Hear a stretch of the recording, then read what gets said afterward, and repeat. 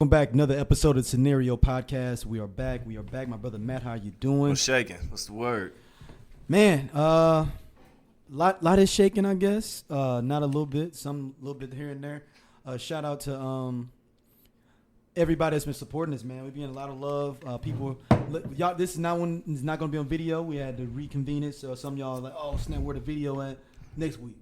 Next week. Yes, next week we'll be back and get an effect for that. So I have complete access to a studio, but I can't do the board and the show at the same time. Right, it doesn't work that way. You can't. I mean, I guess in theory somebody could run behind her. And like, no, that would not work. No, because the camera's changed. It's not in video. Yeah, the camera will follow you to the board. It's crazy. It'd be like, what is he doing? Like, it's a whole thing.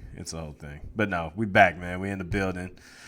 Busy topic week. Real busy topic week. But shout out to those juice stories where they found out being fake. The what now? The juice stories about him doing that was fake account. Which juice stories? With him about somebody he gonna stab you up to and stuff. Oh like yeah, no. They end up being fake. I believe OJ probably was somewhere behind it though. So hold on. Do you think that he made the fake account just so he could say what he wanted to say? Listen, this has been a bad year for bad guys. All right. Okay. Like the Night King got stabbed up out of there. Mm-hmm. OJ come back getting framed on Twitter. Mm-hmm. Not a good look for him. Thanos got the okie doke. Went back in time to get the okie doke. Twice. He got killed. Wait, he went forward. Yeah, he died twice in the same movie. Yeah. Damn, that's a trip. Yeah. That's something else. He got his head chopped off by Thor, and then later on, just Sony got with him and made just him caught the regular Merc. Yeah. Mm-hmm. So it's been a bad year for bad guys. Jalen Ramsey came out today and was all humble. Yeah, what's up with that? It's called, this is the last year of my contract and my money up. I got to come across as that guy. He said my money's fucked up. This is probably about the closest thing we're going to get to capping from Jalen Ramsey. Y'all know Jaguars cornerback Jalen Ramsey, they asked him about what he had to say. He's on Adam Scheffler's podcast. Oh, okay. And he asked him about what he had to say about the quarterbacks he had to face this year. He said, "Oh man, I'm only here to talk about one quarterback. That's Nick Foles. You know, he didn't join us. Oh no, he didn't company man it out. He got. You know what I'm saying? There's nothing you can say about him. Super Bowl MVP. He come across as a good dude. I like him, man, and that's all that matters." I said, "Oh man, he's doing it. He's doing the company man. He's 100% in it for that bag. That's it. Before he was no. Was it early this summer or and he was like, I mean, they ain't trying to pay me. They told me they weren't gonna re-sign me. Yeah, I mean, he wasn't happy with it, but now he's starting to see the money, the dollars, and the dollars create sense sometimes. Let's put it that way. Does he play 7 games and ball out and then pull my hamstring hurt for like the rest of the season? I think that he would if he was smart, so he can make sure he get that money. If that was us, we ball out for 7 games and my hamstring. I'm out of there. Yeah. I'll never play. You ball out enough to know like, but I'll be able to make a miraculous comeback for the playoffs because it's playoff bonuses. Yeah. But so do you come back right before the playoffs? Like if you're getting ready to go? I'm not playing week 17. I'm too good for that. Nobody plays week 17. So do I come back week 16 then? No, I'll be back week 1 of the playoffs. Oh, you're saying I take off week 7 or 8? Yes. And I'm not back till week 1 of the playoffs. I'm going on vacation. To wild card. I'm going on vacation. I'm going to do that with the show one day. I'm just going to take a month off. They have a really good show and then just take a month off. And ask for a new contract. Yeah. Be like, hey, listen. But you be talking to yourself, though. Somebody going to have to run me this extra bread. But yeah, shout out to those brothers trying to do their thing. Let's go to the emails, man. Unless there's anything else on top of the mind you got going on. No, man. It's just off the cuff, brother. All right.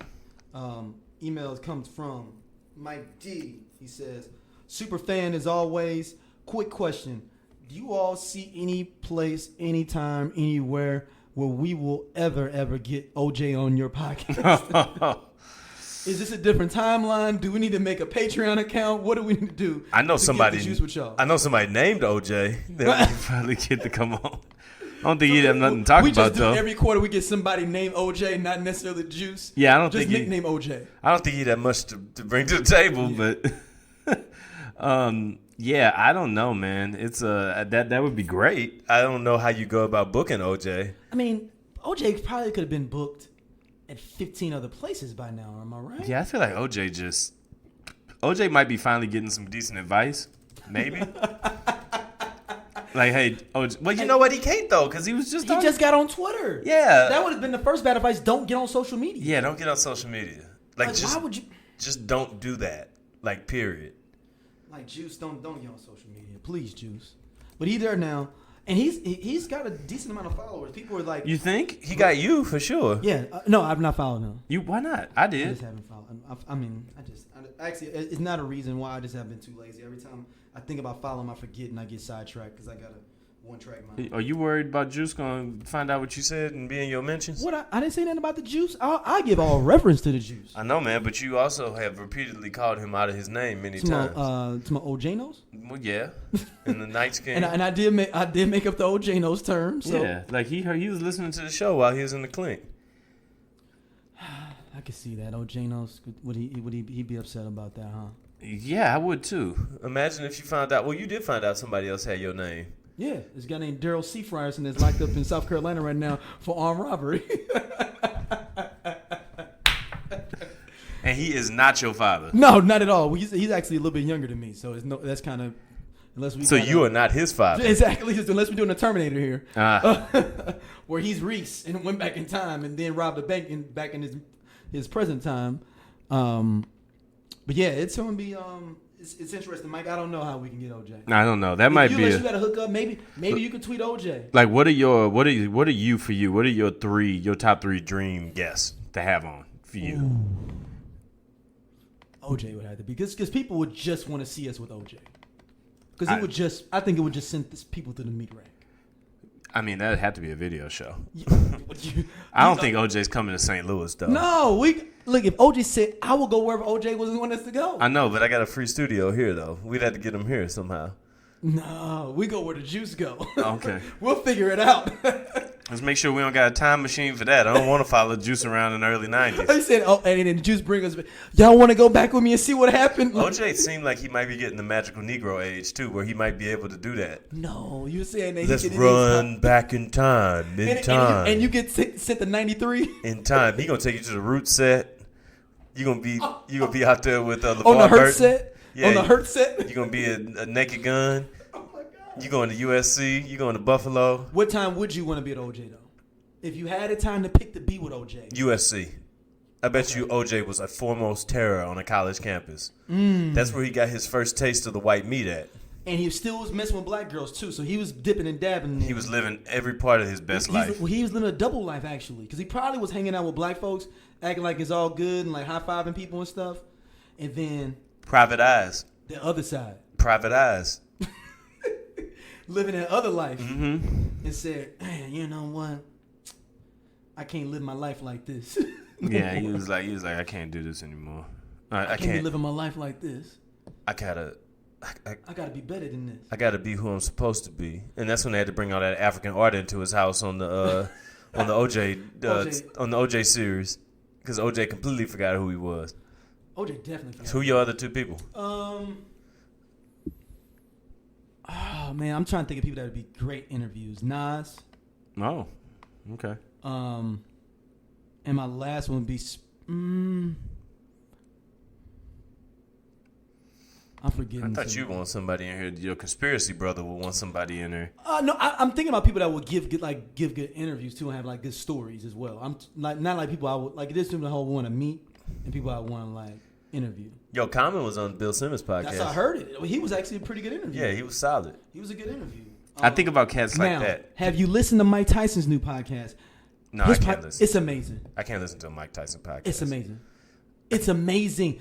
He's smart as shit, dude. No, I know. I like Mike. He knows his boxing shit, like, dude. No, like, Mike is like a boxing prodigy. Yeah. He's a boxing historian. He's bringing up people boxers from 1772. Yeah, Mike loves boxing. Like, Mike knows his boxing. Dude, he had the new episode's got LL Cool J on there. People would go to it, and LL Cool J found out that historical black boxer, the first black light heavyweight champion, is his great uncle. He found it out during Louis Gates thing. During Louis Gates thing. Yeah. Hey, yo, so they talked shout about out to Louis Gates thing, too. I've been watching that, like, heavy, because I got my bootleg in my mom's PBS pass. But it's... Hold on. How do you have a bootleg PBS pass? It's my mom's account. The public broadcast No, system? but they got their passport thing where you get all of their stuff. So if you just go to regular PBS, you only get certain stuff. Yeah, you only get certain stuff. You got to make your donation because of viewers like my mom. Not viewers like me. Viewers like my moms. So you got the bootleg PBS account. Hey, man, listen. Last week. You said a bootleg? Hey, last week I stepped through. I hooked my moms up. I got an internet in the crib. I got a fresh cable in the crib. We ain't never had none of that over there where I grew up at. Okay. It's brand new. It's a brand new world. So she had to trade you with the free So she PBS. said this the least she could do. Give I was me like, the free PBS. I'll take it. It's all good. Show some love. I appreciate it. You know what I mean? So, but anyway, I was watching what is it? What's it called? Henry Louis Gates. It's Finding Your Ancestors. Finding Your Roots. Finding Your Roots. Yeah. And like, yo, they be coming up with like some. Derek Jeter was on there. He found out the intersection of the black and the white in his family, and then got to run it like all the way back. Oh, really? Yeah, it's crazy. It's crazy. I know that our people, let me put it this way, our ex bosses, our ex non-employers. I ain't calling nobody my owner, but there's our ex former employers who still owe some back pay, but not reparations, back pay. Back pay. I want crop shares. I don't want money. I want you to give me some shares of what y'all turn that money into. You gotta hope you was owned by the right people. Yeah. Ooh, what if it was somebody that has less than you though? Do you just like? Oh, I'm breaking their back. Oh, so you just break them like you just? Yeah. It's finish him. Yeah. Like. I'm calling up B-Dub and BG and my whole legal team. We're just gonna finish them off real quick. Giving them the Undertaker cutthroat. We about to tombstone that ass. Let's just finish your family off. Or y'all can come work for me. So for me, I would want Dame Dash. Ooh, that's a good interview. I would want Dame Dash. That is a good interview. That's a good one.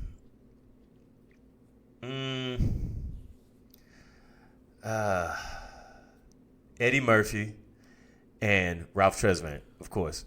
Because we want to figure out how he felt being Tresvant. Of course. But I also want to hear the Eddie Murphy stories from the source. I want true Hollywood stories with Eddie Murphy. From direct stories. Yes, from Eddie Murphy. But I want him to tell me the stories about stuff that Charlie got into because he was with him. That Charlie didn't. I don't want to hear about Eddie's life. Yeah, Eddie can write a book or something. That'd be dope. We want to hear this story that Charlie went to. I want to hear about Charlie. Honorable mention to Dave Chappelle. That's another. And an honorable mention to Kanye West, whose interview on David Letterman's show on Netflix was fucking awesome. Yeah, it was. Like, I feel like I'm really conflicted in my relationship with Ye. Oh, it's 100%. Because it's like I can feel him on the mental health tip. Like, I feel that. I totally get it because that's real. I can relate to it. I get it. But I also feel like he ain't a victimized ass cat either. Like, he's doing some of this shit because it fucking entertains him.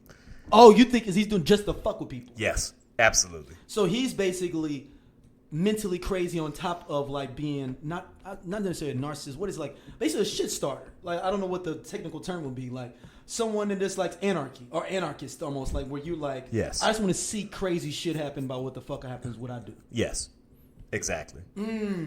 That's an interesting perspective to look at how Ye could be.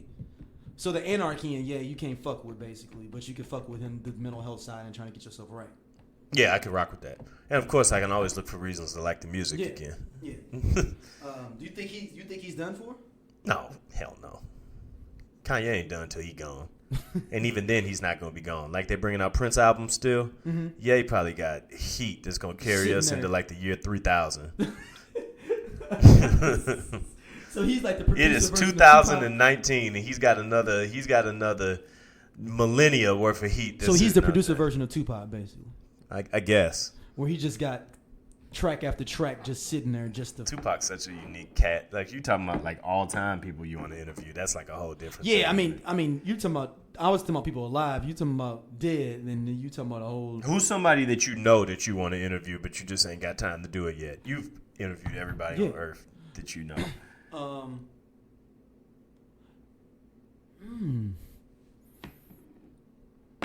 Adrian, man.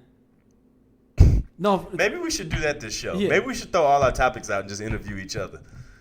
That'd be like a completely different thing. No. The only reason I say is because... No, let's just do that. Let's just interview each other, and then we'll do the main, like 3 of the scenarios in the main scenario. You wanna interview your superstar? Yeah.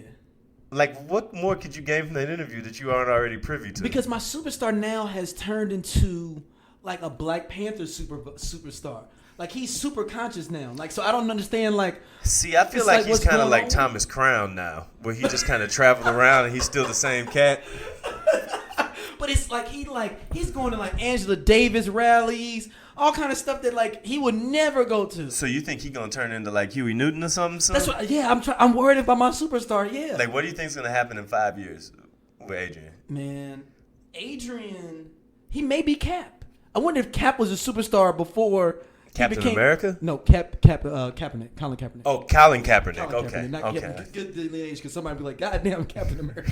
This motherfucker is the All-American for real. Yeah. But I'm like, how like, I think Cap probably was, quintessential regular dude from college that was popular probably. Mm-hmm. And then he got with somebody, and then they kind of put him on game, which is Nessa, I think she put him on game, and kind of exposed him to some different shit. And he became this. That's a great example. My superstars turned, Adrian is Kaepernick. He's turning into because his girlfriend right now is pretty conscious. Adrian's turning into a Kappa. Yeah, I don't know. Now you said he's going. No, I did not say he turned into a Kappa. Because now Adrian gonna be sitting there. Not he probably was sitting there nodding his head like, "Man, you right." Until that moment right there. I wasn't gonna let that ride. Welcome, brother. Welcome to the revolution. Yeah. We got a jersey. We got a new jersey for you. We got it for you. We gonna hook you all the way up. Yeah, you're in, dog. Congratulations. Yeah, I don't know. I feel like Dame Dash would be. I'd have all the questions. That'd be like a 3-hour podcast. Yeah, you could just let him go. Yeah, you just really give him I would like, Dame. I'm just gonna give you names of people. You just go. Right. I'm not gonna ask you any questions. Just names. I'm talking about, and I will go crazy with it. Betty Davis. Like I would just try to come up with obscure people or obscure things and see if he's got a story about them or an opinion. That's fair. Because everybody knows what he's going to say about Jay or say about Beanie Siegel or anybody around at Rockefeller. But what about Warren Beatty? Like, have you ever hung out with Warren Beatty? And what was that situation like? Warren Beatty's probably a motherfucker. Oh, Warren Beatty probably kicks it. He'll probably have you set out. Yeah. Have a spread for you. He probably go to bed early, though. He'll probably, man, everything cool, the food, people kicking it, and I'm going to bed at 10 o'clock. Yeah. and he'll be like, no, you stay downstairs. I'd like to get what you do. I'd like to get that Jack Nicholson in, too. That's another one. He's another one that could probably go to bed at 10 o'clock, but he'll set you out, have your friends come through, kick it. They said Jack ain't doing as well as he used to. Oh, really? He's not doing good? Did he give up his Laker tickets? I don't think he'd ever give them up. But I'm talking about he hasn't been present in games. I don't think he'd be there, no. Yeah, so wow, you must not be doing well then, because I can see him. Jack's like 83 now or something, I think. I mean, Warren Beatty is around there too, ain't he? Something probably. Yeah, they probably run. I'm assuming they're running. Jack is 82, yeah. I'm assuming they both the same age. They was kind of running around the same circles like that. They's probably the quintessential. He's 82. Warren Beatty's 82. They probably lived a lot harder life than your average 82, though, too. So it's probably a blessing that they made it to this age right now. You saying basically. Mm-hmm. That 82 is really not a blessing. I mean, I think it's a blessing to live to any age, but it's 102 for real. Like how hard they lived in the 60s and 70s. So like, how old do you got to get to where you be like, you know what? If I die tomorrow, it's all good. Yeah. I think 80 plus. Really? Yeah, 80 plus. I think you can kind of. I'm gonna be upset the moment I die. Period. Like, whatever. God damn it, I had plans. But what if your mind is all messed up and you like all the loop from 105? I wouldn't but know. you got plans. I wouldn't But they're know. not real plans because you bedridden. But you got plans. I wouldn't know. Right, you wouldn't know. But in your mind, you may think you really have plans. Yo, that'd be the worst way to go. Is that you think you have real plans? No, like to lose your mind. That'd be the worst way to go. Like having dementia or yeah, that'd be bad. Well, no. Dementia and like Alzheimer's. I guess that's a way to look at losing your mind. I look at that more as like losing your faculties. But I say losing your mind is like if you get gone on them drugs, like some shit you could like avoid or something like that, or like you have like a like car accident or something and get like jammed up. Or you coming out with schizophrenia or something. Yeah, something nuts or like that. Bipolarism or something like that, where you literally are not the same person. Yeah, anymore. like you ain't you no more, like at all anymore. So like that would be bad. I don't want that. Yeah, man. Shout out to everybody. Warren Beatty's been married still since '92. I thought he'd be divorced by now. Yes, he do. Who's he married to? Ned Benny. Oh, are they still married? See, you were shocked too. I just thought he had been married to her when I was super young, so I just figured that like that was over by now. Did he just get to the point where he's like, "Fuck it, I just can't run the streets no more"? Is that what happened with Ned Benny? It went ahead and packed it up. Cause she's 61. Like Jack Nicholson ain't been married since 1968. So Jack. But he's had partners. And they have the list of all the partners, I'm assuming, too, in his Wikipedia. Mm-hmm. So he's been with Annette Bening's 61. So he got her 21. They 21 years apart. Mm-hmm. He got her in 92. What's the furthest age that you could go away from your own age? How old am I? That's the first right one. now, today. 27. I think 10 is the most I can go. And that's max. Like I'm max. Like there's got to be a lot of stars lined in order. There's got a lot of things have to culminate for that 10, 11 year difference. Like at what age do you get to where you be like, I don't understand what you're saying anymore? Like we flat out don't speak the same language. Not like metaphorically, like literally you use words that I don't know what they mean. Like what's the youngest? Yeah. I think 25. Okay. 25. That's what I'm saying. That 27 is that border. Like probably there are some 27-year-olds I don't know what the fuck they talking about either. But I think that's kind of your entry level, maybe to like, okay, they got some sense. They got some, they understand a little bit of this and a little bit of that. Okay. But I think anything under 27, I don't know what the fuck you talking about. Because you know that there's the 5-year buffer that I believe in, though, right? Okay, explain this. It's that women are always inherently 5 years more mature than dudes. Okay, so you're saying that 27-year-old is really 32. Yes. So that would make sense then. That she. I think it's because they get to a point where they kind of realize what it is that they want to do earlier than we know what we want to do, which is why they always end up dating way older dudes. Like, see, the common blame for that is that they want that cake, yes, or that free meal, and that is the case. But it's also the case of the I think fact that's a bigger the case of it. Yeah. And Annette Bening, I mean, she was married before. Damn. To Stephen White, J. Stephen White. You know what it is? No. But going back to your 5-year thing, so where does it even out at? Does it get to a point where both of us, men and women, are mature at the same level? Does it get to an even plane where they kind of stuck here and then we catch up and we're all equal? We're never going to be more mature than them because they usually have not more, but it's. I'm just saying we never get to a point where we go past them. Okay. So you're saying what age do we get to where we balance off? With them, yeah. Maybe like 50. Okay. Ish. Okay. 50's a lot younger than me than it used to be, though. Okay. And that isn't just because I'm getting closer to it. I literally I see people I know that's 50. Yeah, and like they living their best life, like living their absolute best life. Like it seems to me that like between like 45 and 55, you are in the zone. Everybody I know that's in that age range is locked in to whatever they doing. Like on it. And they don't. And they're getting that I don't give a fuck gene is starting to brew in them. But they still got something to live really for. Really hit that when you like 60 though. That's what I'm saying. You're 60 when you get that on your function. But it's brewing though. It's starting to grow like it's a little marsupial. You know what I'm saying? It's like growing. You know what I'm saying? Getting ready to grow and become a marsupial. Grow and become not a caterpillar. No, marsupial, a little bit bigger. Not like that. Not like that Tootsie Roll Pop. Where you licking it to the end of it? Yeah. No. It's a little bit bigger than that. Marsupial. Oh. You know. The fuck is a marsupial? It's like a koala bear is a marsupial? Yeah. Is it like any animal that's from Australia? You know, I've always wondered that because they always name them all marsupials. I think pandas I thought are that too, like it was a word for black people or something down there, like marsupial. Be like, hold on, that sounds racist. I mean, yeah, they call us moon crickets. Oh, see, that's top 5 most racist term. Period. Moon cricket. Moon cricket's there too. That's gotta be top 5. Like of anything you can call anybody, it's all almost racist. To a point where you are so shocked that like if you wanted to say a racial epithet to a black person, do one of them because the person will be so shocked and trying to figure out what the fuck is going on. You didn't left. That's one of them. And you don't even know. You're like, damn, did he call me a moon cricket? That's one of them. What you call me, motherfucker? And you're kind of stunned because it's so outlandish and old. When you say something like that, that's when I realize that your racism is deep seated because you got a generational racism word that you've always heard your whole life. Ain't nobody our age calling nobody no moon cricket. No. Hell no. No. See, like, here's my problem is like the elegance in racism has gotten lost. Like, people aren't creative anymore.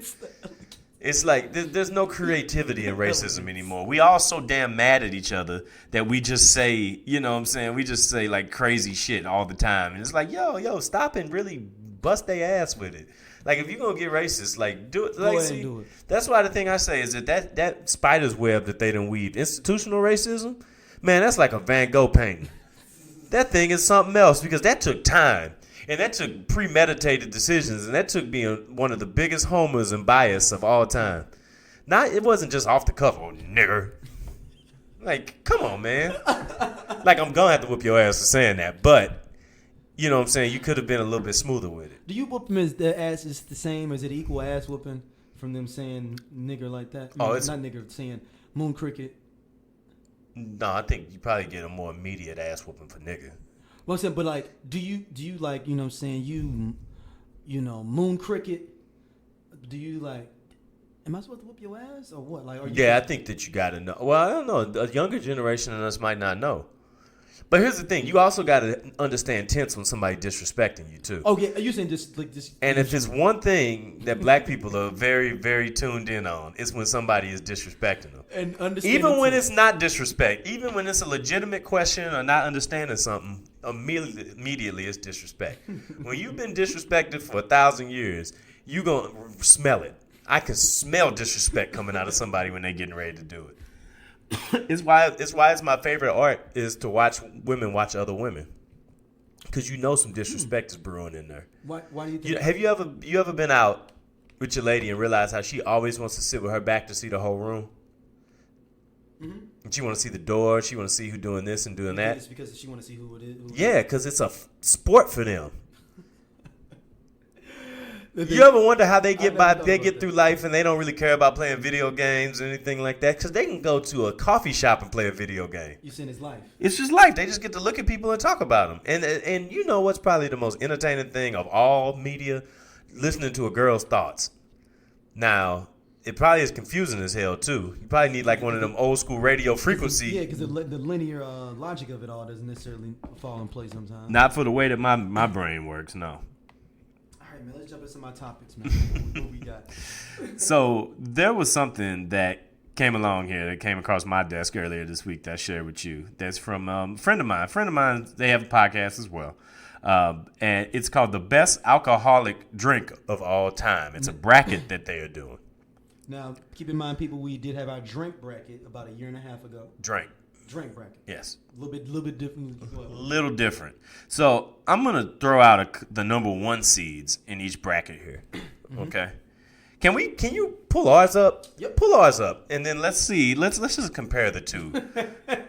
Let's compare Let's compare the differences here. What we're getting ready to do, and these are from my guys. They had a podcast. It's called Brews on the Balcony. It's definitely a thing where I can see the vision that they're going with. They've got the logos. They've got everything out there. They're doing their thing, trying to make it happen. I respect it. Work with both of them. They're smart dudes. But it just stood out to me as a cultural separation. One of the foremost cultural separations is when you go out to drink with black people versus when you go out to drink with white people. It's a very different thing. Now in your brain, what you're gonna say immediately is that, oh, this just has to do with beer. They're just going to drink a lot of beer. And just keep it moving with that. There's no beer on this bracket. Not a single one. Do you have ours? Do you have ours up? I'm pulling ours up now. So let me give the one here that is the number one seeds in each region. Margarita, mimosa,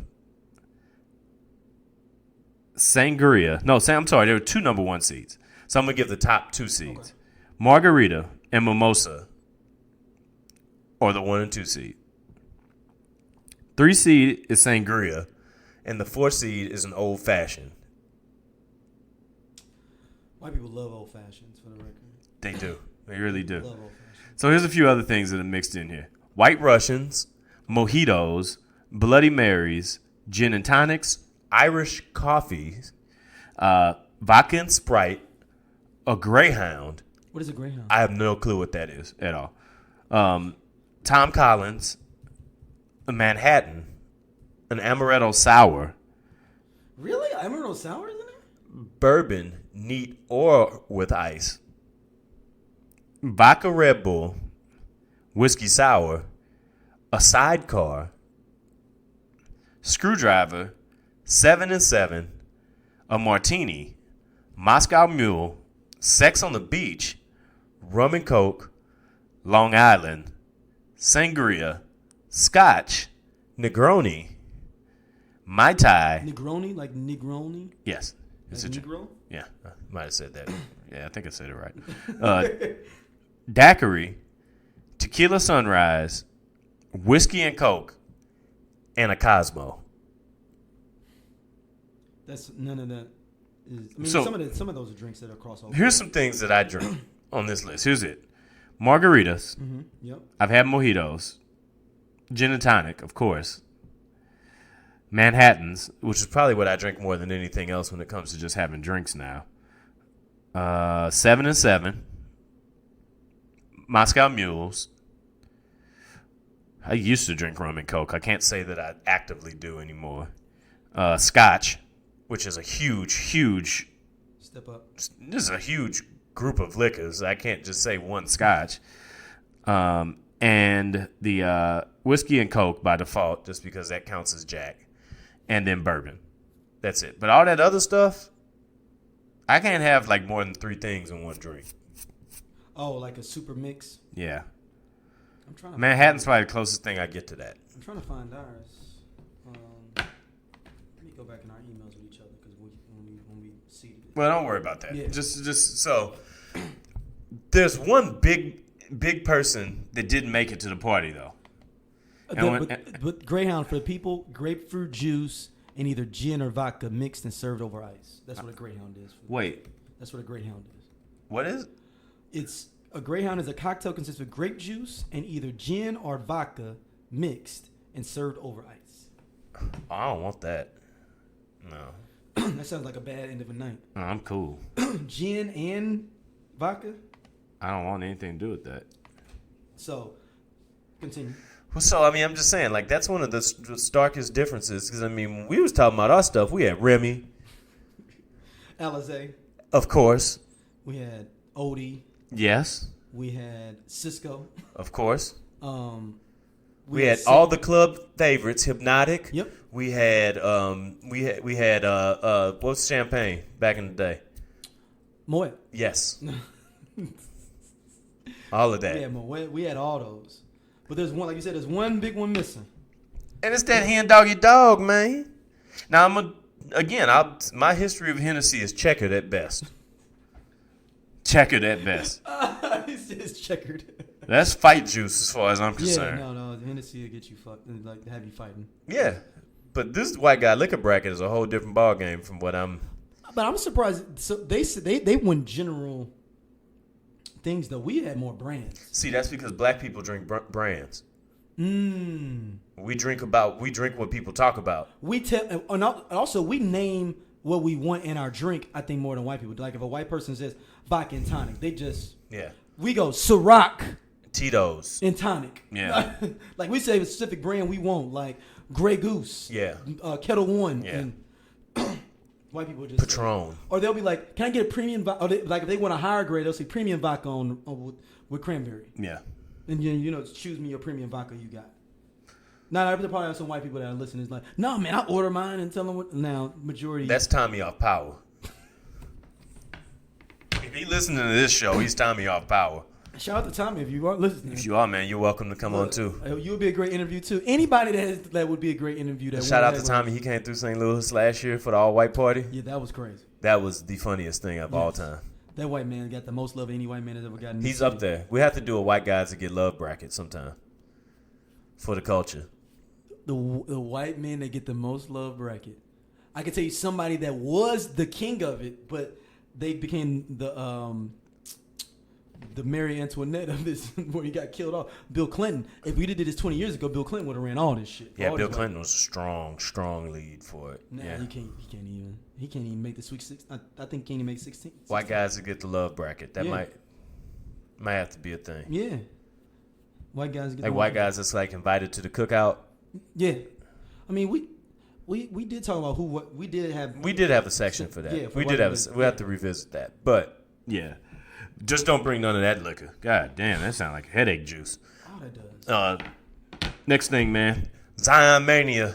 It's running wild, brother. It's going crazy in the South. Hey, he might be the perfect New Orleans superstar.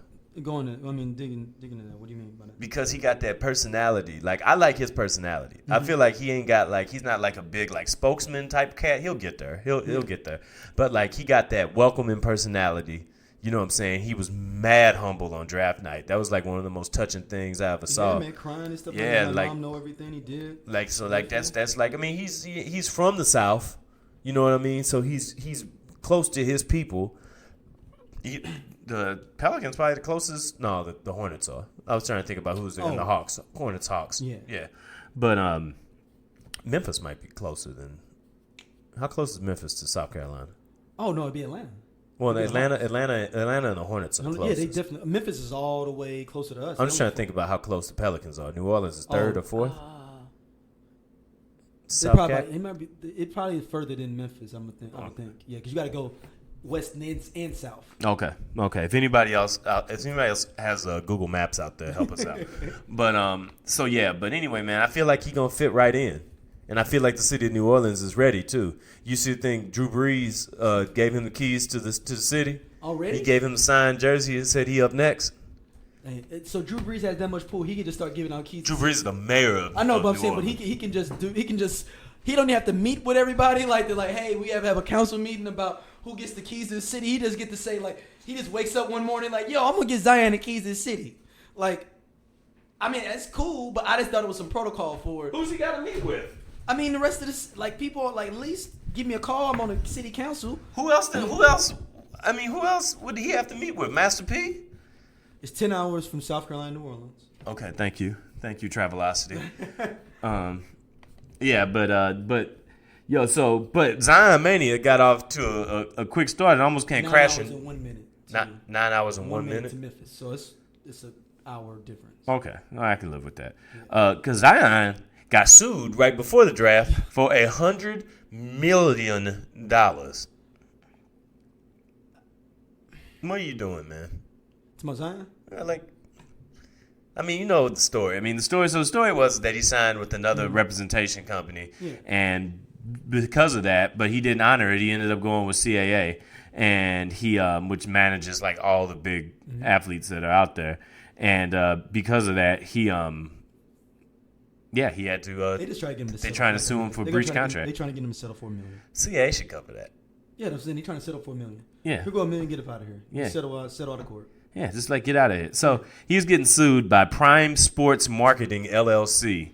This sounds like some niggas in South Carolina he knew that he was there. That sounds like you call. They'd be like, No Limit Studios. What's up? What is the name of it? Prime Sports. Prime Sports Marketing LLC, a marketing company he signed with after leaving Duke and subsequently dumped a month later. What was he doing? Why are you signing anything? If I was Zion Williamson, I wouldn't sign anything. With anybody. I wouldn't sign autographs. I wouldn't do anything until all my money was set. Until I signed that NBA contract, that shoe deal, that management deal, at least 6 endorsements off the top. What are you doing? Why are you signing anything? It's just, I mean, he was just probably just sue hype and somebody's like, I'll give you $100,000 in advance. I mean, he doesn't seem like he's that type of kid, but yeah. This is out of Miami too. Oh no. They out of Miami, man. They out of Miami, my man. So, my big reasons for saying that Zion's gonna fit in down in New Orleans is because New Orleans is ready for him. Because my favorite headline of the week so far is Popeyes coming out saying that they're celebrating the Pelicans pick with a $75 wingspan box of Popeyes. It's a 6'10" box of food that has 77 boneless wings, 11 biscuits, and 11 servings of fries with all the dipping sauces you need. You can only get it on Canal Street in New Orleans for $74.69, and it's an 82-inch box of foods. 82-inch, that's almost. Oh, that's more than 4 feet. That's 8 feet long. I can't. 12 inches divided by 84. It says it's a 6'10" box of food. God damn, dude. I hope and pray nobody tried to tackle that. Somebody's 77 boneless wings? Bro, that's like 20,000 calories. Add them fries in there, that's like 60,000 calories. See you when I get there. No, sorry. Prime Sports Group is out of Chicago. Would you like to see the The president. This brother right here, Marco Fortes. Oh, he's definitely. These are some cats he met. He was actually 6 on my list of people I wanted to interview. Marco Fortes. Marco Fortes, yeah. The owner of. I think I drafted him on Madden one year in like 2033 creative player draft. Yeah, I don't understand what was going on with this situation with that. I don't get it, man. But something else I don't get is Kyrie Irving might be the messiest pro athlete that's not in court for anything I've ever seen in my life. Can we It's not in court. So, him leaving Boston has not been the prettiest affair at all, to say the least. And now there was a report saying that he called into a Boston radio station underneath a fake name and was taking up for himself. I don't know if this true. It sounds just like. Listen, man. I need to hear it. Having it out for him because I'm like, I don't think the fans really had it out for Kyrie. Maybe not until the end, but let's hear it. Let's go to Mikey and Waithe. Mikey. Hey, so I was just calling in saying that with such a rare talent like Kyrie, it's such a shame that the fans didn't welcome him in more. Talents like those are so rare; they don't come by fast, and I think it serves us right that now he's gone, and look at what we're left with. Oh my God! Wow. No, that's him. That's him. It's the inflection. That is him. It's not just the voice. It's the inflection in the way he talks. I didn't catch that at all when it happened live. Are you just as blown away as I am, Beetle? No, I'm not.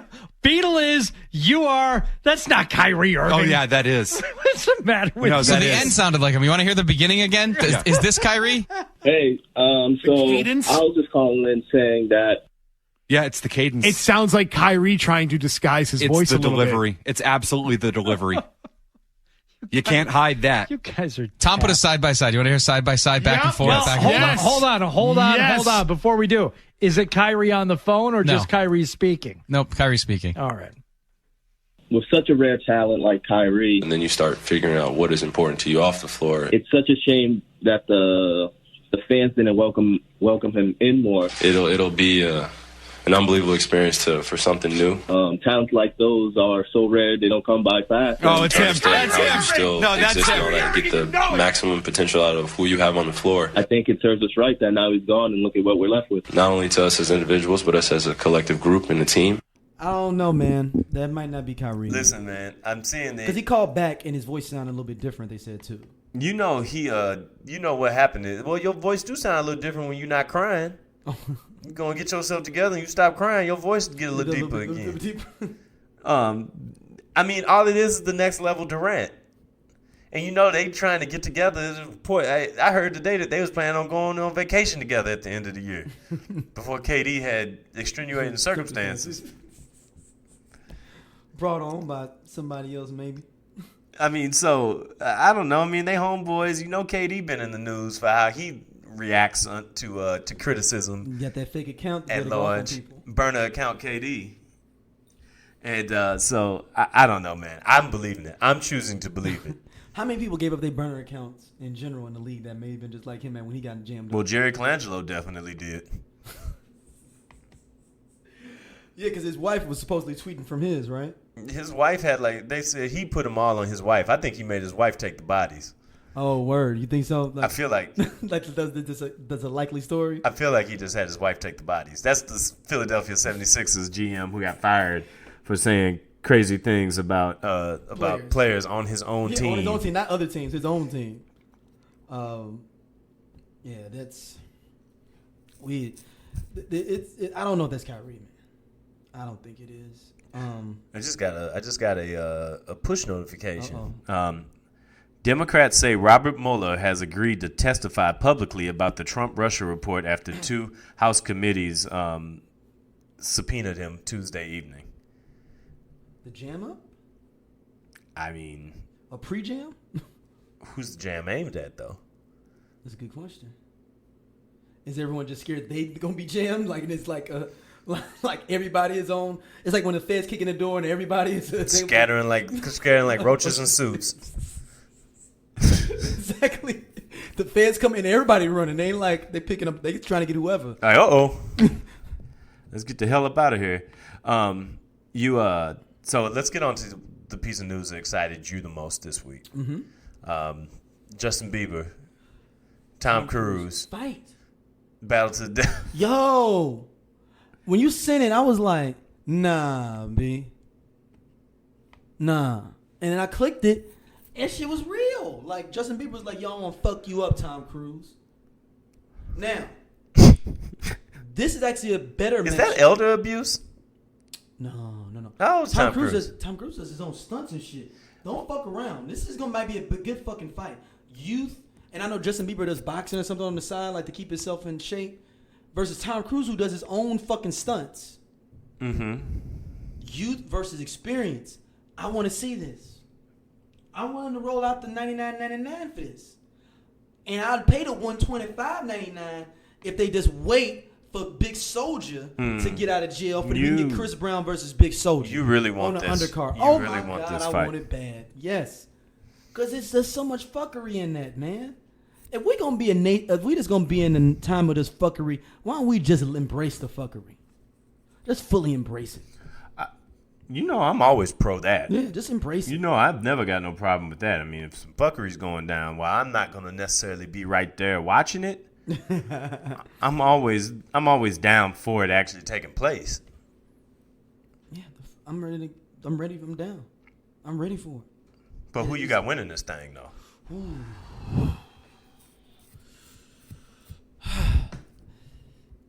Oh man, how tall is Justin Bieber? In my mind or in real life? In real life, let me see. Because I know Tom Cruise is like 5'5" or something. I just hope he doesn't look into Tom Cruise's eyes. If he looks 5'9", height and weight. Let's see what his weight is. 155. They say 145. 145. Yeah. 5'9", 145. Yeah. I wouldn't even fight somebody that size. Let's see. Wait, how much did Floyd weigh? He was like 147. 145, 147. Okay, well, maybe 150. I wouldn't fight Floyd. So Tom Cruise is coming in at 5'7", 170. That's a tall 5'7". That 5'7" feels stretched. So you want to go 5'6", 170? 5'5", maybe. 5'5". So Justin Bieber, do you want to bring him down to 5'7" then? In my mind, he's 5'3"-ish. Okay. But on the real tell for the tape, is Justin Bieber down to 5'7", 145? If they're within 2 inches of each other's heights, somebody getting bent up. And Tom Cruise is 170. It says. I can see Tom Cruise like being dope at like Muay Thai or something. There's something crazy that you ain't even know about. Yeah, like judo. Like he just get the judo throwing him around and stuff like that. And he got the Scientology folks. That's the key. Scientology bringing him down to the ring. Could he break his neck or like? No, I'm just saying. You just gotta worry about doing training. So do you think that like Tom Cruise would like bring Scientology training? Like he's gonna be like the Winter Soldier or something? That's what I'm saying. They might have some shit they could snap him. Yo, he hasn't aged since like 1989 when he joined Scientology. You can track when he joined Scientology when his age stopped. Huh. You think they got that little book that they read and they have Tom Cruise come out and do movies like probably Homecoming? Look at John Travolta. His career got back on track when he became a Scientologist. He was left for dead for years. He got into Scientology, changed it around. Now they see a lot of crazy shit happens after you get in that motherfucker. Yeah. But when you get in, they save you. You know any black Scientologists? How are they? I don't know in person. This is from interviews and stuff I've seen, and it seemed like they,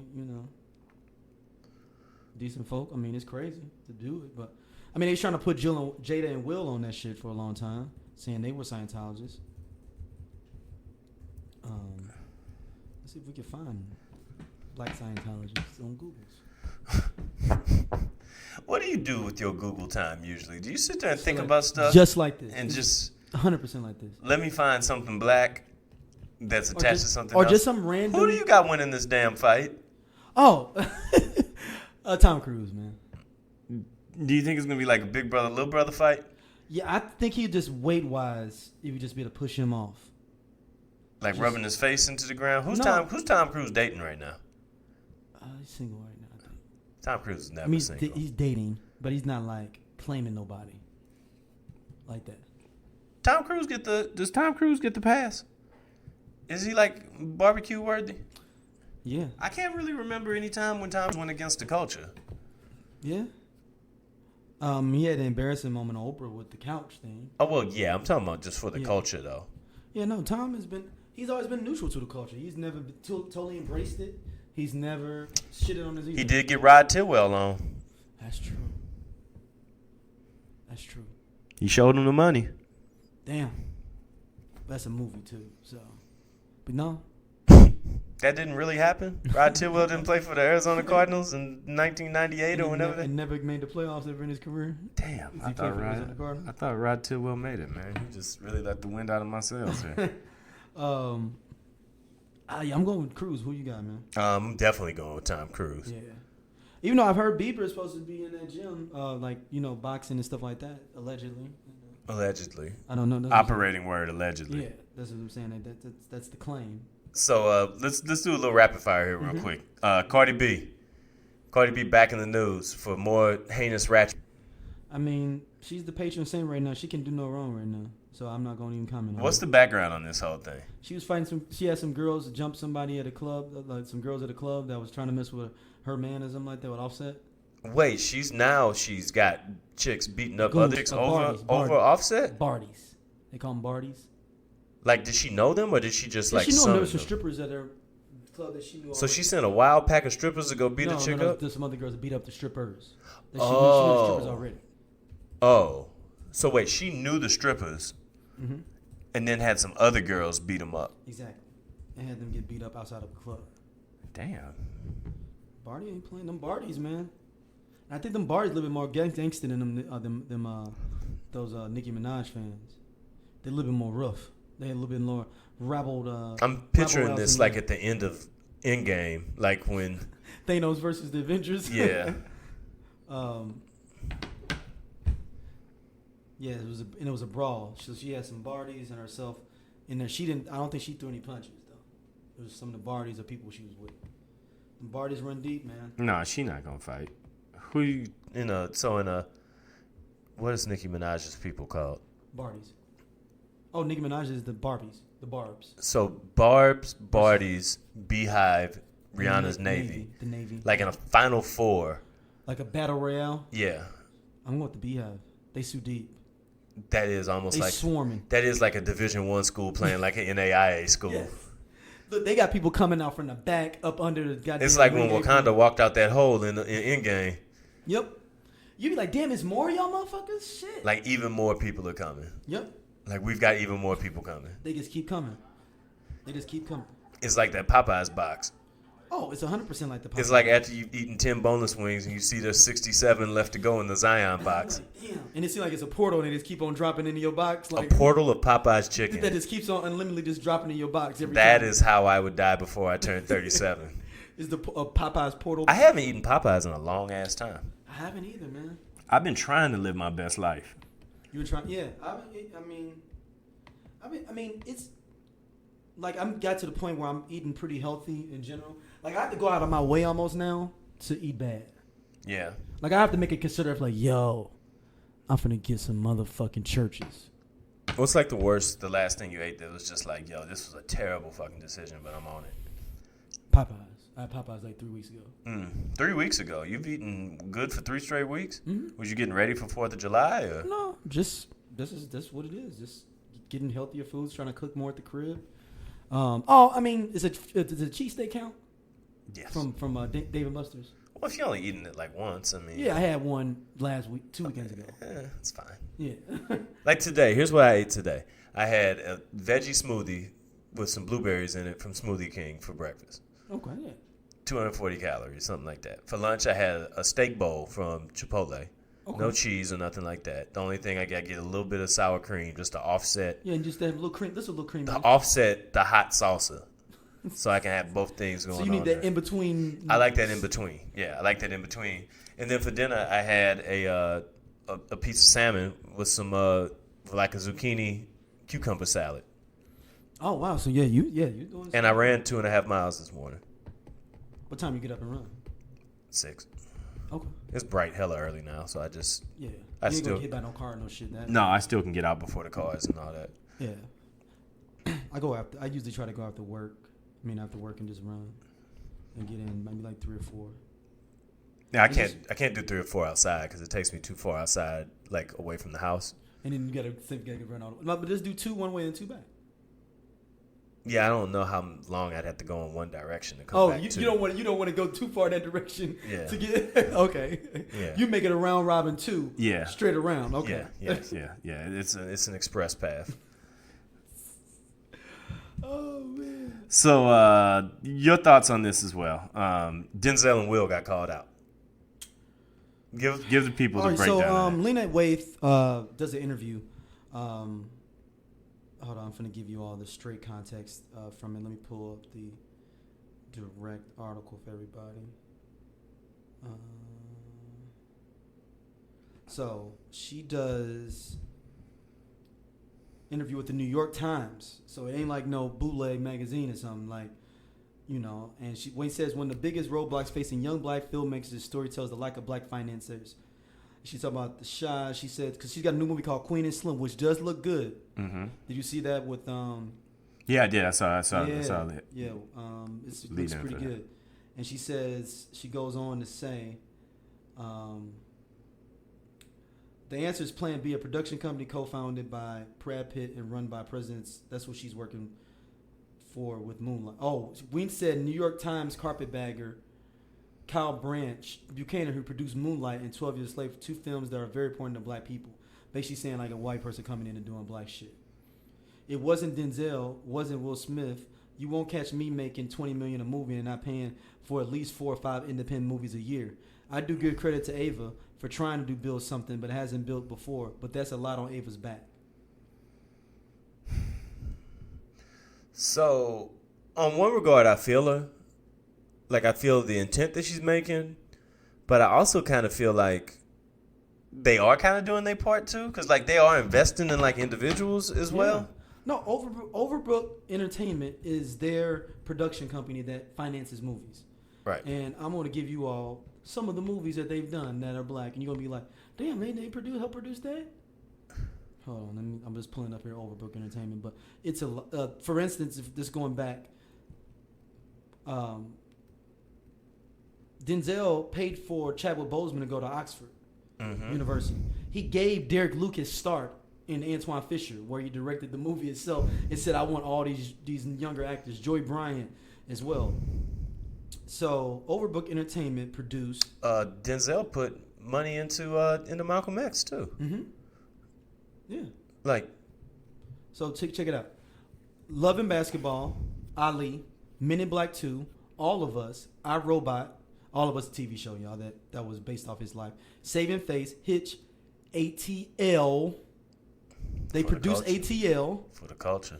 The Pursuit of Happiness, I Am Legend, Hancock, Lakeview Terrace, The Secret Life of Bees, 7 Pounds, The Karate Kid, Hawthorne, After Earth, The Queen Latifah Show, Annie, which starred a black Annie. Yeah. And Jamie Foxx. Yeah. Collateral Beauty, Bright. To All the Boys I've Loved Before, Cobra Kai, which everybody loves on I've heard Cobra Kai is good. YouTube, Bad Boys for Life, and that's it right now. So here's what the people say on the other side is that basically Will's financing all his own stuff. That's fine, but he did ATL. I get that, but she's saying 4 to 5 independent movies a year, like helping more people get off the ground. Yeah. Now, my question is, I always say this, is that I say that, yes, I definitely agree in being able to reinvest into your community and give back to where you can. Mm-hmm. How much of that is their responsibility to do, though? And I don't like counting nobody else's money. Yeah, see, that's my thing is like, I've never really been one to say what you have to do with your own money and what you have to do with, because you've made it, you have to do this with it. Like, I've never been big about that. Like, I give people lease to live their life however they see fit to live it. And I don't really take much objection to Will Smith or to Denzel Washington's life and how they lived it. Yeah, they done a lot by what the example they set. Like, and how many people probably was mentored by them that you don't know, and just because they ain't going.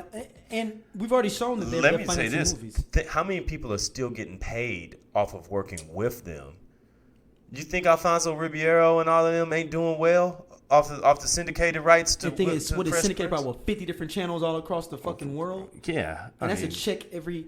This thing about even if it's $5 per show, 50 different countries every day it's on. That's a residual check for $250 a day you get, a day, and that's not even that's just one episode. What if it's the marathon with 10 on?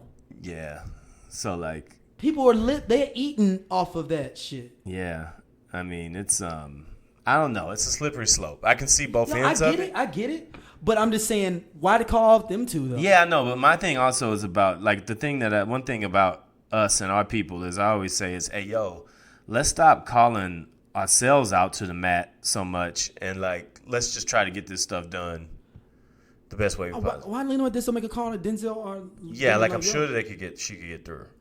And be like, hey, I'm trying to do something, man. Could y'all throw, 2 or 3 mil at it? How many people do you think wouldn't? I mean, Will especially strikes me as a dude that's like, what's up?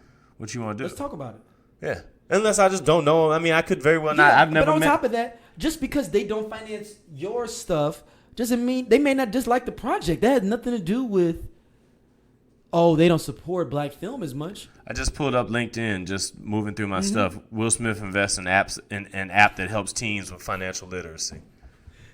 It's him and Nas. It's in Black Enterprise. Yeah, it's him and Nas, dude. But okay, he don't invest in nobody. Like my thing is, first of all, like you said, I don't like counting nobody's money, and then 2, it's infactual. It's not even factual what you're saying. Mm-hmm. Even if it was fact that Will don't do shit, I don't like counting on motherfuckers' money. Mm-hmm. Just like when people are trying to get mad at Dr. Dre when he donated all the money to USC.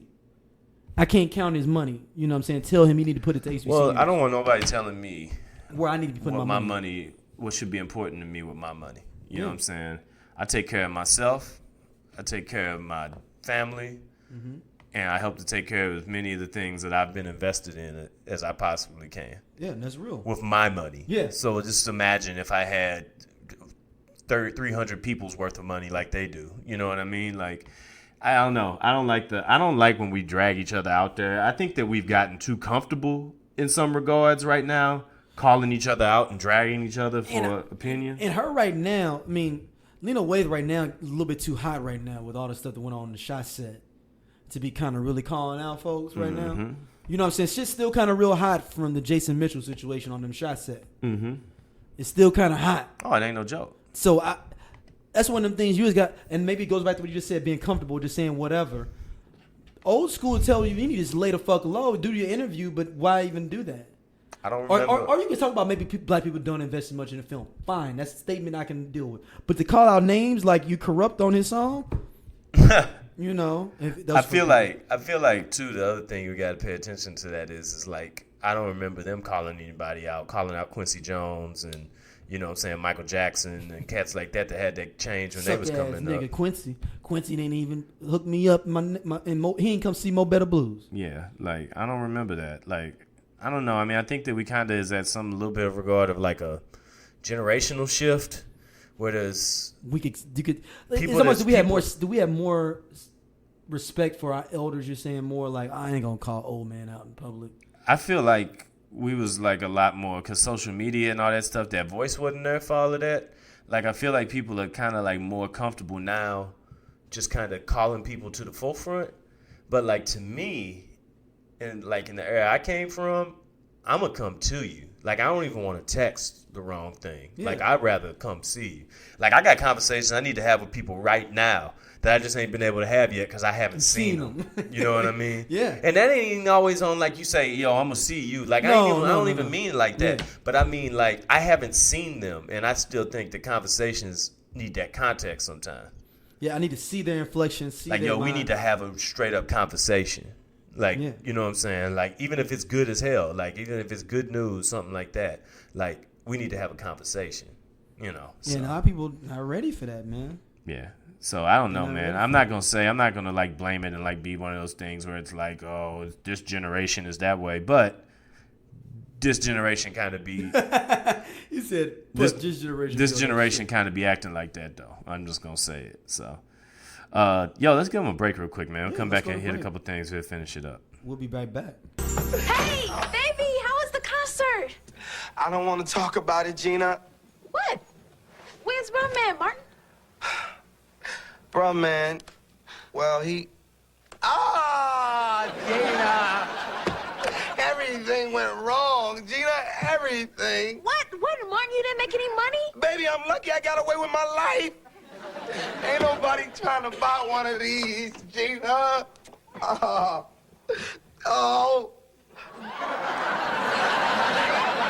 Whitty Hutton? Oh, baby. Whitty Hutton? Yeah, Whitty Hutton, Gina. Bruh, man can't spell. I didn't check with him. I should have checked this shirt, Gina. Baby, I blame the public school system, Gina. They busing us to school and we ain't getting no sleep. But no, look at it, Gina. Look at the picture. Baby, that's Bra Man in a bad wig. Damn right it's Bra Man. Honey,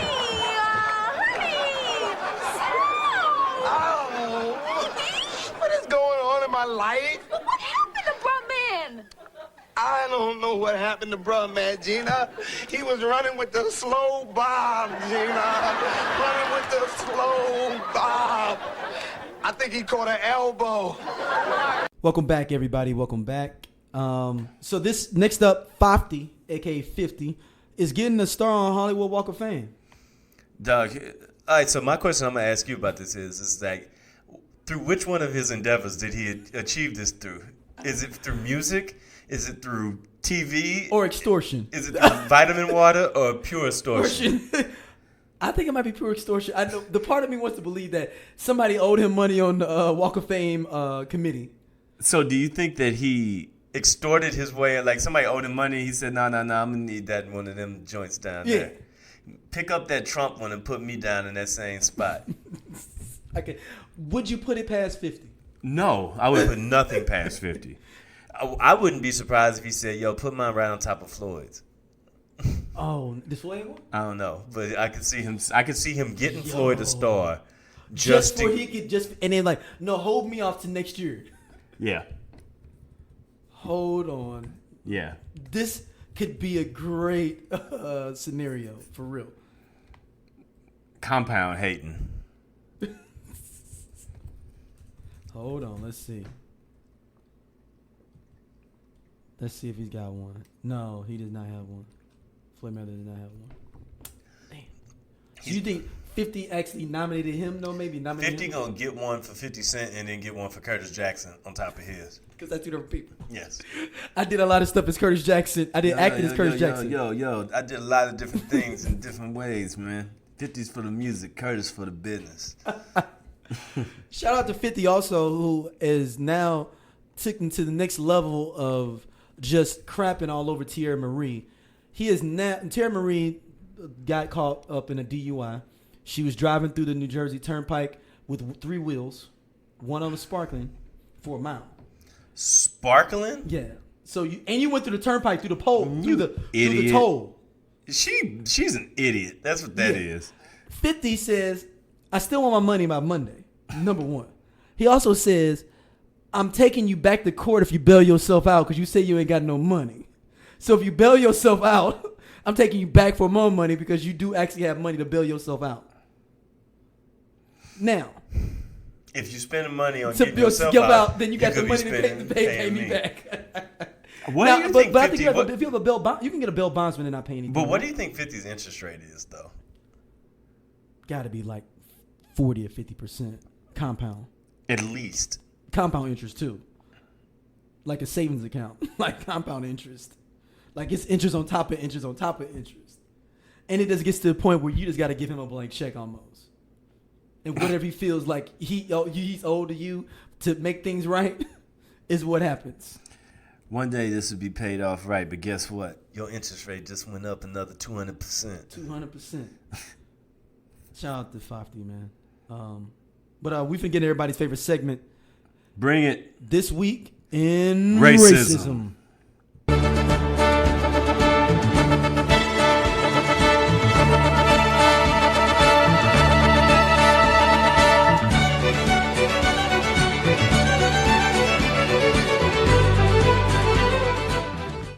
right, man. So when I go back and I look into the archives of the things that have blessed This Week in Racism, this was like the immediate number one hit. Like this was there was no brainer. This was like Thriller with the Beatles and like Elvis and everything else that's ever Spice Girls. Everything. Every number one hit that's ever just been the Macarena.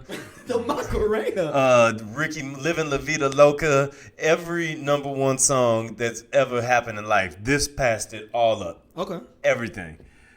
Mitch McMother effing McConnell's headline, "We paid for the sin of slavery by electing Obama."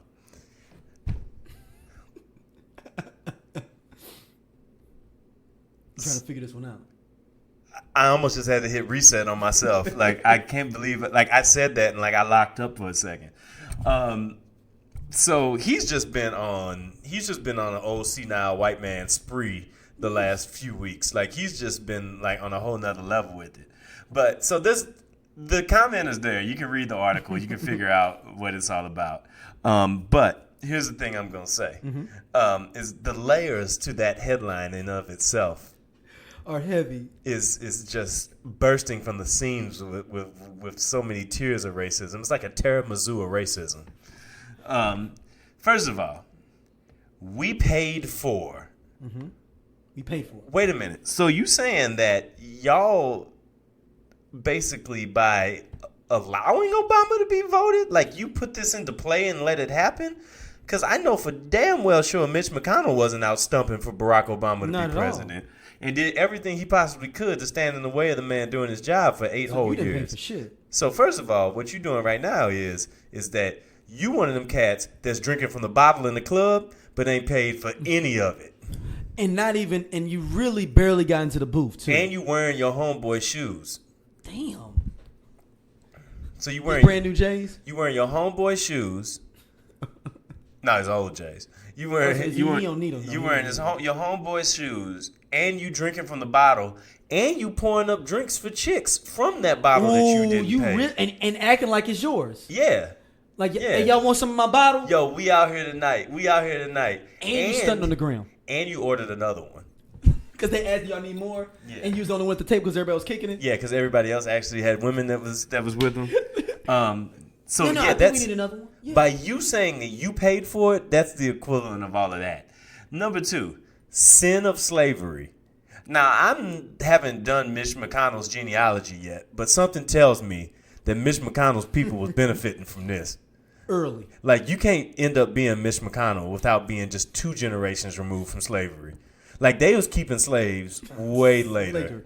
Way later. Like way later. Like people understand like how late that would be. Yeah. Like, Mitch McConnell old as hell, but he's not so old that he should have been privy to firsthand to slavery.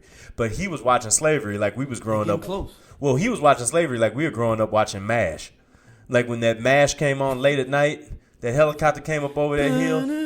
Mitch McConnell looked his little racist ass eyes up over a windowsill and saw some slaves in the back of his house in like 1923 or something like that. It said, and then what did he say? What did he say when he looked out the window? He probably said one of those words that we don't say anymore because this is a PG-13 show now. But then by electing Obama, that's the bottom bun. That's the bottom bun of this racist ass sandwich of a statement that like this is. All of slavery is evacuated because of Obama. So I mean, and all of this comes from the thing about reparations getting brought up, saying that hey, it's time. And he said, "No, we good. We got you, Barack Obama. We even. We don't owe y'all nothing. Everything's good. Everything's even because one man got elected to be president of the United States. If that doesn't tell you how angry they are about the fact that ever happened." Like, that's the ultimate thing. Like, what more could we possibly owe you? Goddamn, we gave you everything. Goddamn, there's nothing. There's nothing is left. What? Jesus Christ! I mean, what more could you want? What all do you want from us? You people are always asking for something. The you people stance. Yeah, the you people. You already know when they say you people. We tried to deal with our original sin of slavery by fighting a civil war, by passing landmark civil rights legislation, electing an African American president. I don't think we should be trying to figure out how to compensate for it. First of all, it would be hard to figure out whom to compensate. Let's start by this. If you look at that person and you think they are black, that's who you start with, because that person you probably owe some money to.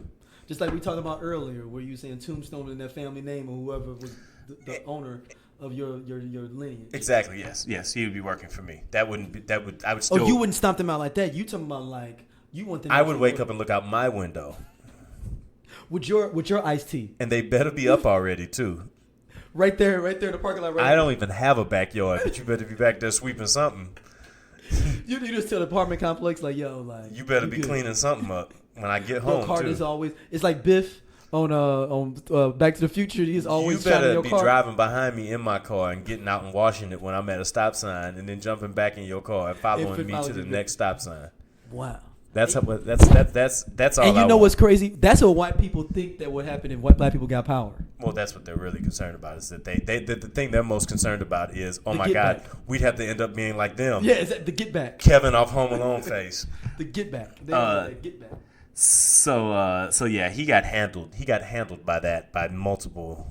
Yeah, black Ta-Nehisi got in his ass. Yeah, Ta-Nehisi. Shout out to the god Ta-Nehisi Coates. Yeah, who I wish I could write 1/3 as good as him. I don't have it in me. Yeah, he's got the pen. I've been writing for a decade, and it's not even close. Yeah, not even he's close. He's to probably been writing for 30 years, but I mean, Yeah, but I'm saying, but still, his pen is just. His perspective is on. It's like when rappers got to hear like Rakim, like when Rakim came out.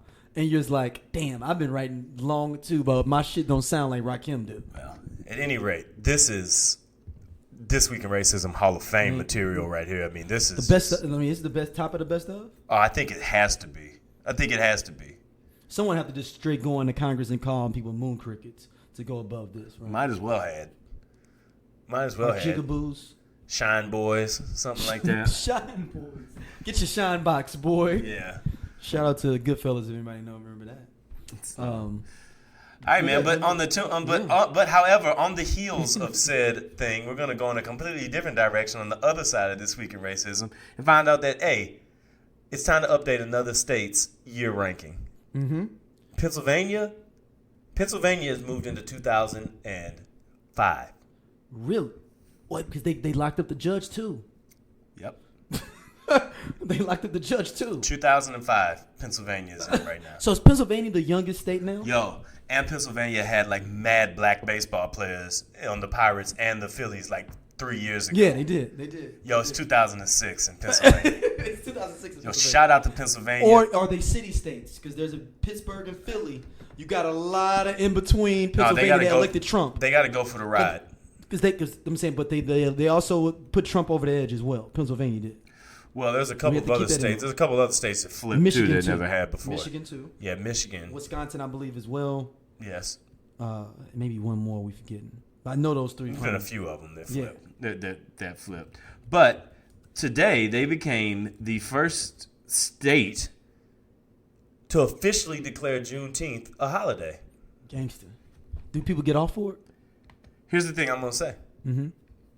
You're welcome. Yeah. Do people get off for this day in Pennsylvania? Hold up. Okay. We here on this program last week went to bat for reparations for Juneteenth. Yes. Not our reparations, just Juneteenth. Not ours, yes. Not at all, not ours. But we want Juneteenth. We said Juneteenth needs its reparations. Mm-hmm. It's formally acknowledged in many other states. But they gave it a real day, like put a stamp on it. Yeah. They put a ring on it, basically. Yeah, they did. That's a great way to put it. They did. They put a ring on it. Everybody else is talking Details are still forthcoming about what it's going to entitle, but I need to see it. It's been designated Juneteenth National Freedom Day statewide. Now, there are a lot of people that say that we aren't free still, so we shouldn't celebrate freedom. I would say I beg to differ. I feel quite free, even if certain parts of me have to work harder to be so. Yes. But I've worked hard for an education that wasn't available 2 generations ago in my family. I most certainly have worked to create ways for my voice to be heard and to not be censored in any way, shape, or form. Define freedom as you will. I'll define mine as what I'm experiencing. And more so than anything else, I most certainly have freedom of opinion, perspective, and mental faculties. So, state buildings will be closed on this day. Beautiful. But it says employers aren't required to treat Juneteenth as a legal or official holiday, but the state will. Hey, it's walkout day. Yo, if you work at UPS, don't even go in on June 19th. We going to Pennsylvania next June 19th. That'd be dope. We going to Pennsylvania next June 19th. Philly or Pittsburgh. I don't care. Either one. Wherever. Maybe go to Harrisburg, the capital. Whoever's got a baseball game that day. That's real though. Yeah, who else got a baseball? I got game? people in Philly. That might be a little cheaper trip. I don't know anybody in Pittsburgh. Yeah, I don't know anybody. But yeah. If I'm allowed to travel less than a month after my wedding, we going to Pennsylvania for Juneteenth next year. Oh man. Yeah, you might. Yeah, that's gonna be a nip tuck situation. It might be tight. We might be earning a few best ofs. Beware. Might be a couple of best ofs coming. Some dude sitting in Mike Williamson. Who the fuck is Mike Williamson? Don't ask no questions. We're gonna do the show. That's real. Mike Wilkins. Mitch Wilkins. I'd be like, who is he? He's from Pittsburgh. Mitch Wilkins from Pittsburgh. Oh man! So last up, our main topic of the night. Main topic of the night, man. It's approaching. It's approaching that time. Summer's officially was here. I think that summer party season kicks off on Memorial Day. Right, but the official day of summer, was like last week. Last week because it snowed in Colorado. First day of summer it snowed. Okay. Yeah. Okay. So, but what our main thing today is about, it's about to be party season. Mm-hmm. If you still can get in the streets like that. I go to old head parties now, like get together, like smoking events and house parties and things like that. Yeah, get-togethers. You know what I mean? Parties are the same. Usually based around a birthday, a fight, something big. It's not like, we just kick it. Oh, I'm not going to the club on Saturday just to go to the club. Right. No, I look at the pictures now and I'm like, oh yeah, I'm not supposed to be there. Yeah. Like I don't see myself there. Like if I popped up in one of them club pictures, cats would be like, "What the fuck are you doing? What were you doing?" Like who's the little brother in your fraternity that his birthday was that you showed up for? Exactly. That's the first thing people would think. That's what I would think. I'm like, oh, that'd be one of his little brother, one of his one of my younger Neos who had a birthday party at Marquee. My Neos are like 16 years younger than me. They just getting into the club. So they just ready to wild out. They still partying at the crib because they got a fake ID. That's how young my Neos are. But no, so like it's but also since it's getting the party season, you can also find yourself falling in accidentally into maybe a party that you didn't intend on. So with you being our almost retired party promoter, you won't say it. You like Ricky Henderson. You just don't want to retire. No, I mean, it's kind of like how George Foreman, how he always talking about like if somebody win this fight, I'm coming out of retirement to fight them. I forgot who it was. Was it Klitschko or something? He said it was like 4 or 5 years ago. He's like, if he win, I'm gonna come out of retirement and fight him. George's like 65. Right. That's how I am. Like that. Like I always like we so never. So you're the George Foreman of the fight game? Yeah, because I always feel like if you do the retirement party, George Foreman is 70. Yeah, but I think this was a few years ago. I think it was Klitschko he was winning the fight. Okay. Let's see. But I mean, as a former party promoter that is quasi retired. Yeah, because I mean, I still think I could pull off a dope event. If you sound like Michael Jordan when he came back to the Wizards. I still think I got it in me. Still think I can, man. You're gonna blow your ACL out. Dude, I mean, when you used, I mean, like. I mean, when we like the second, 3 glows previously before the last glow, we had 1,900 people. So 4 glows ago. Right, we had 1,900 people. Sure. When you have that happen, you like, I know I can do it again. We was averaging over 1,000 for glow. In general, we did that 5 years in a row, averaging over that amount. Okay. So you think you can, but then also you be like, man, you know how much energy I have to put in to get that 1,900? Oh, my database ain't everybody like I got to get a babysitter database. Mm-hmm. My whole database is full of I still have all the emails. My whole database is full of, oh man, what day is it again? damn, we gotta find a babysitter. Oh damn, me and Corey fell asleep early. Yeah, we couldn't make it. See, and that's how it ends up, happening. But we say all that to say is that while you're out in the club kicking it or looking for something to do this holiday, please, please, please, don't accidentally go to too hood of a holiday party. Yeah. So how do you recognize and know that you're gonna accidentally be going somebody's to a hood drinking party? a 40 on the front lawn? Like talking No, to at a somebody club, at a club, Oh, at a promoted party, like not a no, no, nigga, not. I was like, you see as you pull up what's going. You can see when you pull up at a house party what it is.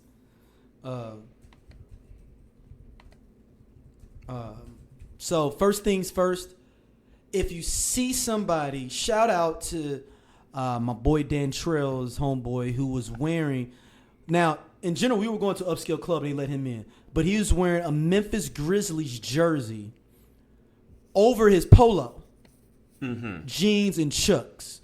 Only reason he got in because he had the polo on up under there, and they was like, I guess you do say you have to wear a polo to get in here on a collared shirt, so you did do the right thing to get in here. But if he's wearing just the Memphis Grizzlies jersey, you look like a goddamn fool, but we're gonna let you in. Exactly. Now, if he's just wearing just the Memphis Grizzlies jersey outside the club, and you're not in Miami or a warm place where it's like, hey, I'm kind of like hanging out, you're at a hood party. Or if you go to that party with somebody who has that jersey on and nothing underneath it, and they let them in and don't let you in because you got on a button up. Are they like, you sure you want to wear that? Yeah. You shouldn't go into that party. Who would be on a flyer, and you should look at that flyer right away and be like, this isn't where I should be? Young Thug. Young Dolph. Anybody with Young in the front of their name. Even Young Jeezy, I would say. I probably ain't going. Yeah. Unless it's actually, you know what? No Young Jeezy party. I don't even think there's any Young Jeezy party you can see me at. No. Unless it's a private event when I'm invited to the Young Jeezy private mansion party that everybody's just on. You have to be everybody's on the guest list to get in there. Probably not a flyer for that though. And it's not a flyer for it.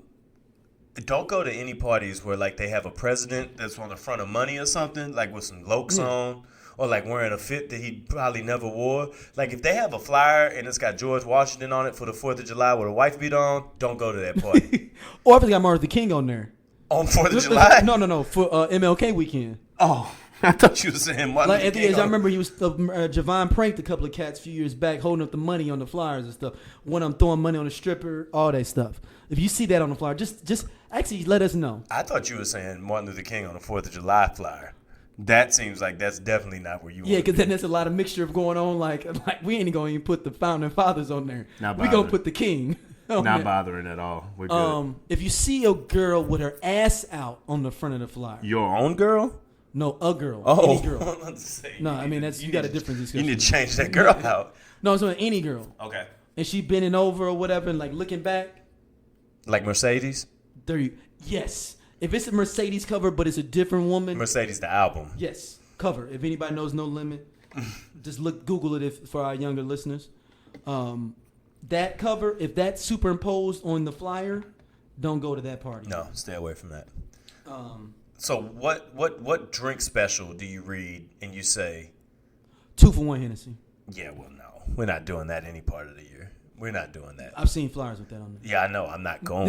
He said I'm not going to this establishment. Anything that says bar and grill? Ooh, yes. For the venue, yes. Bar and grill, yes. Yep. Because bar and grills inherently weren't designed to have parties. So that means you're trying to double dip. Mm-hmm. You're trying to have a food establishment during the day and then have a night establishment at night. You haven't dedicated yourself to either one. Now let me throw a tricky one at you now. Mm-hmm. Ladies in free before.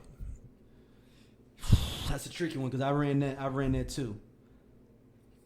If it's before 12. Because that party gonna go till 4 o'clock in the morning.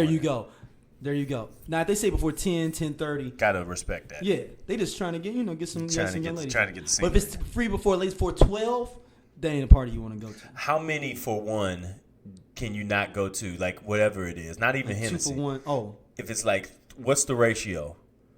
I think any 2 for anything. 3 for 1? I think any for anything. Okay. Period. Okay. That's unless it's a happy hour. I'm not doing any 2-fers, anything. Any 4-1s, nothing. Is not the type of place you want to be at. This is gonna sound bad, but if they got a spot on the side that sells fish plates, you gotta make a decision on the side or like in the spot. Oh, okay. Where you gotta go holler at. You can't pay for it at the same spot. Like you gotta go pay for. You gotta go over there to Ricky if it's his window. Okay. And pay for it over there with him, cause he got his own cash register. Okay. Now, I'm gonna take my fish plate, but I'm gonna go ahead and maybe leave in about 15, 20 minutes after I see that it's kind of establishment it is. If the DJ booth is him, if you look up in the DJ booth and he's super crowded in, like he look like he's breathing for life, you don't want to be there either. If the DJ is DJing behind bulletproof glass, don't go. Yes. Have you been to a place like that? Yes, once. I've been to that place once or twice. Like that too. Shout out to Mr. Ricky's in Chicago. And Dalton was Illinois. Right next to across straight from one of R. Kelly's favorite clubs called Secrets. When are you at the point when it's like, I don't need to be hitting up these holiday themed club parties no more? I think it's the city. Like if you out of town Memorial Day and you're in Miami, even though I don't advise anybody to go to Memorial Day in Miami, period. Yeah, particularly women. Those days are gone for me. Actually, no, I don't think any holiday party, any city, because I'm thinking now, I wouldn't, even if I was in Miami or LA or, somewhere at the beach or something, I still wouldn't go to the party that was like the Memorial Day weekend in extravaganza, the bash. Oh man, where's the regular club that's got a little band or something and they got, and they just chilling. Whoa. Yeah. I'd rather pay for my tunes almost with the little I touch tunes thing where I could pay for it. Here's another warning sign. Mm-hmm. If the radio doing a live broadcast from there, don't go. Stay away from it. Nope. If the radio's actually advertising it, 8 out of 10 times, not all, 8 out of 10, don't go. Mm-hmm. You got to hear them say, like I heard they had a thing for the wobble like line contest. Not a line contest, a line dancing thing. That would have been like if I was a little bit older, like okay, and it was on 95.5. Okay. You know what I'm saying? Like you also have to know the demographic of the radio station you listen to as well. Indeed. With that. Indeed. That's why I say 8 out of 10. Now, if Tom Joyner is doing a party, I may go. Well, yeah. I know that sounds definitely I'm getting old. At this point. Yeah, but I know what type of crowd it's going to be. It's going to be cool. You're going to be able to kick it in there with your lady. You know what I'm saying? 9 out of 10. Even if you're single, you better pick up a nice little older lady. Mm-hmm. She might want to pay off a student loan for a couple of months. She might be like, baby, I heard I got a stimulus plan too. Don't forget your whole life, the things you need to be doing with your life when you are at these parties. Yeah. Pick up a little stimulus package at the Tom Joyner cruise. So... What about you? Name out some. I did mine up front. I mean, I did mine up front. I mean, I just. If a record label is throwing the party, don't go. PD Wax Records. That's a real record label too. Or if you look at the flyer, you know he a drug dealer. For the birthday, like the birthday. Actually, anybody's birthday party where somebody's birthday's being advertised on the flyer. Here's some advice: don't go to people's birthday parties you don't know. Yep. If it's unless it's a kid and it's at like Chuck E. Cheese or a welcome home party. Oh yeah, stay the hell away from that. Curtis Johnson welcome home party. Yo, Jason Leroy Jr. Jason Leroy Bam Bam. We missed you. Bam Bam Jr. Because they got his nickname on there because people don't know his government. Yeah, Bam Bam Jr. back home. We back out here, baby. We missed you. We missed you, Bam Bam. No. We told you that 10 years we're going to hold you down. 4th of July, one of them tough holidays, though, because 4th of July is like the beginning in most urban areas of folks getting rowdy. And you kind of flow in those weeks, too, though. Like, you kind of like a little bit more down for whatever 4th of July, especially when it falls. Mm-hmm. You're like, man, you kind of drinking, you kicking in with your people, you might be like, hey. So I just stay purposely as county bound as I possibly can. To force yourself not to be able to. And not to be around, yeah. To make yourself like, oh, you know what, I'm cool doing that. I double down on all the things I usually do. Because if you're in the Central West End, you can be persuaded to be doing something else in the city. I definitely ain't going any further downtown than the Central West End. But you could be persuaded in a situation. No. It's hard to persuade me. I'm crotchety and young old. I mean, I'm saying in theory. Yes, you are 100% Yeah, right. in theory. But yeah, let us know y'all's. What do you all think? And somebody, y'all still haven't given us the fake. We didn't give y'all another fake story this week. We had a lot. We'll be back with that next week as well. We actually had a lot of new things, actually real things that happened this week that needed to be dissected. Shout out to who's my man from USC? I wanted to give him a shout out. That's out there scamming people. Rodney Pete. Shout out to Rodney Pete out here allegedly scamming people. After he just played that role on Ballers. That was the killer part. It was like the same role on Ballers. It's like now I go back and look at that season of Ballers. They're like broadcasting live from Rodney Pete's crib. So shout out to Rodney Pete, man. Hopefully this is not true about you, brother, because from all intents and purposes, you seem like you a good dude. You got a bad wife and you kept her. Yeah, man. He got her early too. Right around hanging with Mr. Cooper. Yeah. In prime time, Holly Robinson Pete. Yes. Right after we was fell in love with her on 21 Jump Street. Yes. Indeed. Which is where we fell in love with her at, folks. Oh, indeed. That's when we barely had black women on TV, and if you got them, she was a unicorn. You was a unicorn. So and I'm wondering back, not saying that she wasn't attractive, but I think there were some unattractive black women we did have on TV, but we just didn't see them that much. Like, yo. Yeah, that's fair. One of them is Brandy. Yeah, Brandy kind of was an oversell. Yeah. It was like we were happy to see a black girl on TV, especially when she was like a Moesha and shit. Mm-hmm. Not maybe. I mean, a little bit. I mean, Moesha. We had a little bit more. Moesha came out, but definitely when Thea was on, when she was on Thea. Oversell. I agree. But thank y'all for listening. Email us straight olc@gmail.com, and we will be back next week. Peace.